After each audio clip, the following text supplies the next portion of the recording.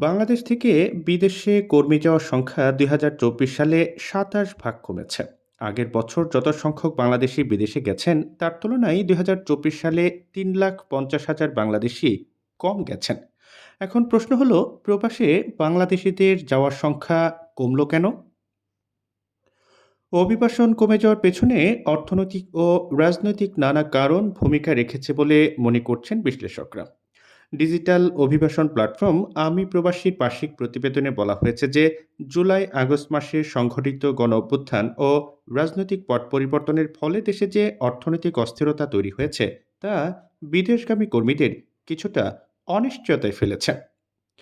দক্ষ কর্মী তৈরির অন্যতম মাধ্যম কারিগরি প্রশিক্ষণ কেন্দ্রগুলোর বিভিন্ন প্রশিক্ষণ কোর্সেও ভর্তির সংখ্যা কমেছে। ২০২৪ সালে ভর্তি হয়েছে ১,১২,১৬৬ জন, যা আগের বছর ছিল ২,৩৬,২৭০ জন।